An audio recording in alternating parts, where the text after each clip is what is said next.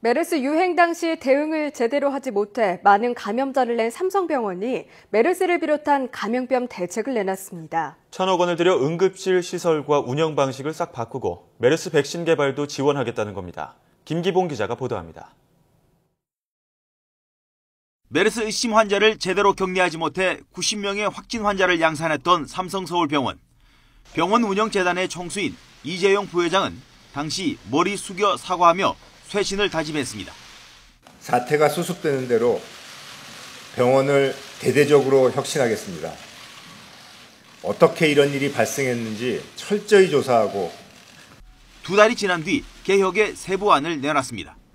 우선 메르스 백신 개발을 위해 5년간 410억 원을 지원하기로 했습니다. 한국에 본부를 둔 국제백신연구소에 재정을 지원해 연구 개발을 돕겠다는 것입니다. 저희 삼성서울병원에서 가장 많은 환자가 발생했다는 그 문제에 대한 책임감으로 이 메르스 사태가 앞으로 다시 재발하지 않게. 메르스 감염의 온상이었던 응급실도 확 바꿉니다. 현재 응급실에 1.6배 크기의 응급실을 새로 지어 그 안에 11개 음압병실도 설치 가동합니다. 모든 응급 환자는 독립된 1인 격실을 사용하게 되고 도착 30분 안에 전문의의 진료를 받게 됩니다.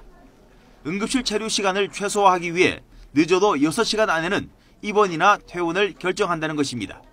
그럼에도 불구하고 6시간 안에 입퇴원 결정이 안 된 환자는 따로 마련된 응급병동으로 이동시켜 결과적으로 이 응급실 안에는 더 이상 체류하지 않도록 한다는 것입니다. 또 응급실 음압병실과는 별도로 음압병동을 따로 설치해 최소 10개 이상의 음압병실을 상시 운용할 계획입니다. 대규모 적자가 불가피한 상황입니다. 하지만은 이번 메르스 사태를 경험을 한 것을 바탕으로 한다면은 이런 음압격리병동 운영에 따른 적자보다는 이러한 시설을 제대로 갖추고 환자 진료를 하는 것이 훨씬 더 중요하다는 생각을 합니다.